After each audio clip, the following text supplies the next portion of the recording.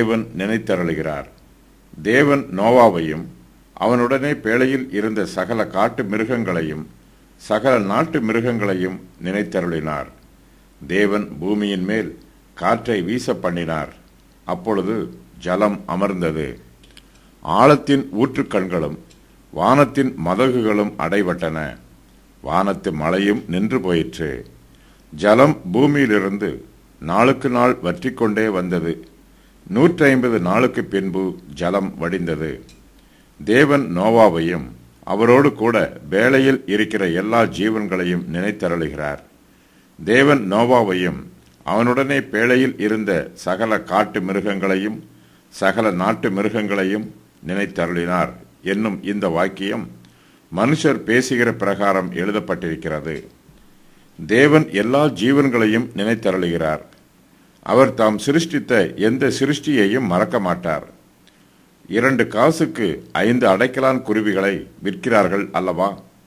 அவைகளில் ஒன்றாகிலும் தேவனால் மறக்கப்படுகிறதில்லை. லூக்கா 12:6. ஸ்திரியானவள் தன் கற்பத்தின் பிள்ளைக்கு இறங்காமல் தன் பாலகனை மறப்பாளோ? அவர்கள் மறந்தாலும் நான் உன்னை மறப்பதில்லை. இதோ என் உள்ளங்கைகளில் உன்னை வரைந்திருக்கிறேன். உன் மதில்கள் எப்போதும் என் முன் இருக்கிறது. ஏசாயா 49:15-16. கர்த்தர் நோவாவை நினைத்தருளுவது மனுக்குலத்தின் மீது கர்த்தருடைய கிருபை மறுபடியும் வெளிப்படுவதற்கு அடையாளமாயிருக்கிறது. கர்த்தர் மனுபுத்திரரை முற்றிலுமாய் அழித்து போடவில்லை. நோவாவுக்கு கர்த்தருடைய கண்களில் தயவு கிடைத்தது. கர்த்தர் இந்த பூமியை ஜலப்பிரளயத்தினால் அழித்து போட்டாலும் நோவாவையும் அவருடைய வீட்டாரையும் அழிவுக்கு தப்புவிக்கச் செய்கிறார். நோவாவும் அவருடைய வீட்டாரும் பேழையில் இருக்கிறார்கள். கர்த்தர் அவர்களை மறந்துவிட்டது போல தெரிகிறது. அவர்கள் பேழைக்குள்ளே அநேக நாட்களாய் இருக்கிறார்கள். கர்த்தர் நோவாவிடம் பேழைக்குள் பிரவேசியுங்கள் என்று மாத்திரமே சொன்னார். அவர்கள் பேழைக்குள்ளே எத்தனை நாட்களுக்கு இருக்க வேண்டும் என்று கர்த்தர் நோவாவுக்கு சொல்லவில்லை. நோவா பேழையிலிருந்து எப்போது வெளியே அனுப்பப்படுவார் என்பதும் அவருக்கு தெரியாது. நோவாவும் அவருடைய வீட்டாரும் பேழைக்குள்ளே இருக்கிறார்கள். கர்த்தர் தங்களை மறந்து விட்டாரோ என்னும் எண்ணம் அவருடைய மனதில் வந்திருக்கும். நோவாவைப் போலவே விசுவாசிகளாகிய நாமும் கர்த்தர் நம்மை மறந்து விட்டாரோ என்று நினைக்கிறோம். நமக்கு பாடுகளும் வேதனைகளும் உபத்திரவங்களும் வரும்போது கர்த்தர் நம்மை அவற்றிலிருந்து உடனே விடுவிக்க வேண்டும் என்று எதிர்பார்க்கிறோம். கர்த்தர் நமக்கு உடனே விடுதலையை கொடுக்கவில்லை என்றால், நாம் நீண்ட நாட்களாக உபத்திரவத்தை அனுபவித்துக் கொண்டிருந்தால் கர்த்தர் நம்மை மறந்து விட்டாரோ என்னும் எண்ணம் நமக்குள் வந்து விடுகிறது. நோவா ஒரு நீதிமான். அவர் கர்த்தரை நம்புகிறவர். ஆனாலும் அவர் பேழைக்குள் பொறுமை இல்லாமல் இருந்திருப்பார். கர்த்தர் நோவாவிடம் கொப்பேர் மரத்தால் பேழையை உண்டாக்கச் சொன்னார். கர்த்தர் நோவாவையும் அவருடைய வீட்டாரையும் பேழைக்குள் பிரவேசிக்குமாறு அழைத்தார். அவர்கள் பேழைக்குள் பிரவேசித்த பின்பு கர்த்தர் அவர்களை உள்ளே விட்டு பேழையின் கதவை அடைத்து விடுகிறார். நோவாவால் பேழையின் கதவை திறக்க முடியாது. தன்னை பேழைக்குள் அடைத்து போட்ட கர்த்தர் தன்னை பேழைக்கு வெளியே எப்போது அழைத்து வருவார் என்பதும் அவருக்கு தெரியாது. பேழைக்கு வெளியே பெருமழை பெய்கிறது. ஜலம் பூமியின் மேல் 150 நாள் மிகவும் பிரவாகித்துக் கொண்டிருக்கிறது. பேழைக்கு வெளியே என்ன நடைபெறுகிறது என்பது நோவாவுக்கு தெரியாது. பேழைக்குள்ளே அடைக்கப்பட்டிருக்கிற நோவா தன்னுடைய எதிர்காலத்தை பற்றி பலவிதமாக சிந்தித்து பார்த்திருப்பார். தன்னுடைய வாழ்க்கை இந்த பேழையிலேயே முடிந்து போகுமோ என்னும் பயம் அவருக்கு வந்திருக்கும். தன்னை பேழைக்குள்ளே அனுப்பி பேழையின் கதவை அடைத்த கர்த்தர் அதை திறக்க மறந்துவிட்டாரோ என்னும் பயமும் அவருக்கு ஏற்பட்டிருக்கும். கர்த்தர் எதுவரைக்கும் தன்னை மறப்பார் என்றும் அவர் எப்போது தன்னை நினைப்பார் என்றும் நோவாவுக்கு தெரியாது. ஆனால் தேவன் நோவாவை மறக்கவில்லை. தேவன் நோவாவையும் அவருடனே பேழையில் இருந்த சகல காட்டு மிருகங்களையும் சகல நாட்டு மிருகங்களையும் நினைத்தருளுகிறார்.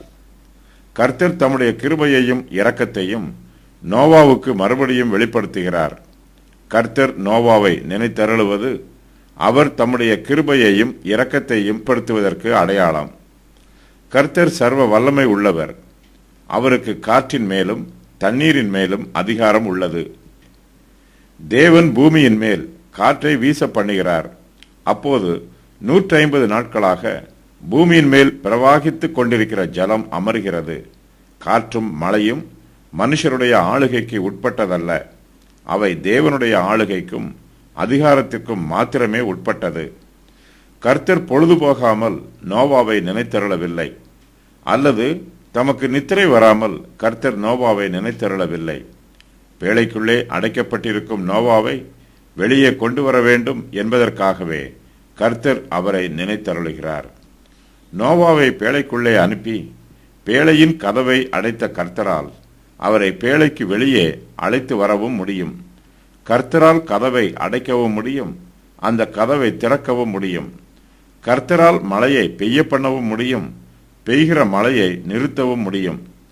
கர்த்தரால் பெருங்காற்றை வீசச் செய்யவும் முடியும், அந்த காற்றை அவரால் அமர்த்தவும் முடியும். கினியே, கல்மழையே, உறைந்த மழையே, மூடுபனியே, அவர் சொற்படி செய்யும் பெருங்காற்றே.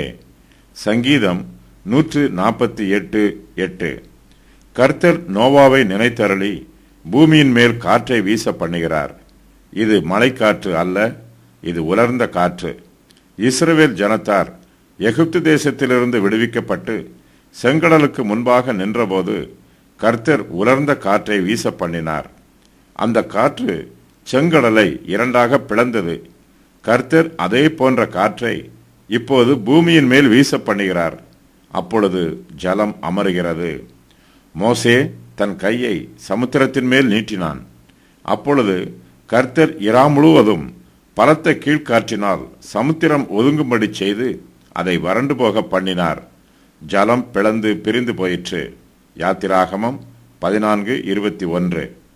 கர்த்தர் கட்டளையிட்ட போது பூமியின் மேல் 40 நாள் ஜலப்பிரளயம் உண்டாயிற்று. கர்த்தருடைய கட்டளையின் பிரகாரம் மகா ஆழத்தின் ஊற்று கண்கள் எல்லாம் பிளந்தன. வானத்தின் மதகுகள் திறவுண்டன. பூமியின் மேல் பெருமழை பெய்தது. இப்போது கர்த்தர் வானத்தின் திறவுண்ட மதகுகளை அடைக்கிறார். அப்பொழுது ஜலம் அமருகிறது. கர்த்தரால் மாத்திரமே மதகுகளை திறக்கவும் அடைக்கவும் முடியும். பூமியில் உள்ள மனுஷர் எல்லோரும் பாவிகளாயும் துன்மார்க்கராயும் இருக்கிறார்கள். அவர்கள் மீது தம்முடைய நியாய தீர்ப்பை அனுப்புவதற்காகவே கர்த்தர் இந்த பூமியின் மேல் ஜலப்பிரளயத்தை உண்டு பண்ணினார். கர்த்தருடைய நியாய தீர்ப்பு அவருடைய நீதியின் பிரகாரம் நடைபெறும். ஆனாலும் கர்த்தர் தம்முடைய கிருபையின் பிரகாரம் தம்முடைய நியாய தீர்ப்பை நிறுத்தி வைக்கிறார். கர்த்தருடைய பலத்த கரமே பாவிகளை நிக்கிரகம் பண்ணுகிறது. அவருடைய கிருபையுள்ள கரமே ஜனங்களை அழிவுக்கு தப்பிக்க வைக்கிறது. கர்த்தரே காயப்படுத்துகிறவர், அவரே காயம் கட்டுகிறவர். இதோ அவர் இடித்தால் கட்ட முடியாது, அவர் மனுஷனை அடைத்தால் விடுவிக்க முடியாது. இதோ அவர் தண்ணீர்களை அடக்கினால் எல்லாம் உலர்ந்து போம். அவர் அவைகளை வரவிட்டால் பூமியை கீழது மேலதாக்கும். யோபு 12:14-15. கர்த்தர் ஆழத்தின் ஊற்று கண்களையும் வானத்தின் மதகுகளையும் அடைக்கிறார். அப்பொழுது வானத்தின் மழை நின்று போயிற்று. மழை நின்றாலும் ஜலப்பிரளயம் உடனே நின்று போகவில்லை. ஜலம் பூமியிலிருந்து கொஞ்சம் கொஞ்சமாக வற்றுகிறது. நோவாவும் அவருடைய வீட்டாரும் பேழைக்குள்ளே இருக்கிறார்கள். மழை நின்று போவது கர்த்தருடைய மீட்கும் கிரியை. கர்த்தர் இந்த பிரபஞ்சத்து ஜனங்களுக்கு ஒரே வேளையில் மீட்பை கட்டளையிடாமல் கொஞ்சம் கொஞ்சமாக கட்டளையிடுகிறார். ஆரம்பத்தில் நமக்கு மீட்பு குறைவாக கிடைக்கலாம். அற்பமான காரியங்களை நாம் ஒருபோதும் அசட்டை பண்ணக்கூடாது. ஆரம்பம் சாதாரணமாக இருந்தாலும் அதன் முடிவு மகிமையுள்ளதாக இருக்கும். ஜலம் பூமியிலிருந்து நாளுக்கு நாள் வற்றிக்கொண்டே வருகிறது. 150 நாளுக்கு பின்பு ஜலம் வடிகிறது. நமக்குள்ளே ரட்சிப்பின் கிரியையை ஆரம்பிக்கிற கர்த்தர் அதை தம்முடைய சித்தத்தின் பிரகாரமாக நிறைவேற்றி முடிப்பார். ரட்சிப்பு கர்த்தருடையது. அற்பமான ஆரம்பத்தின் நாளை யார் அசட்டை பண்ணலாம்? பூமி எங்கும் சுற்றி பார்க்கிறவைகளாகிய கர்த்தருடைய 7 கண்களும் செருபாபேலின் கையில் இருக்கிற தூக்கு நூலை சந்தோஷமாய் பார்க்கிறது. சகரியா 4:10. நீதிமான்களுடைய பாதை நடுப்பகல் வரைக்கும் அதிகமாய் பிரகாசிக்கிற சூரிய பிரகாசம் போல் இருக்கும். நீதிமொழிகள் 4:18.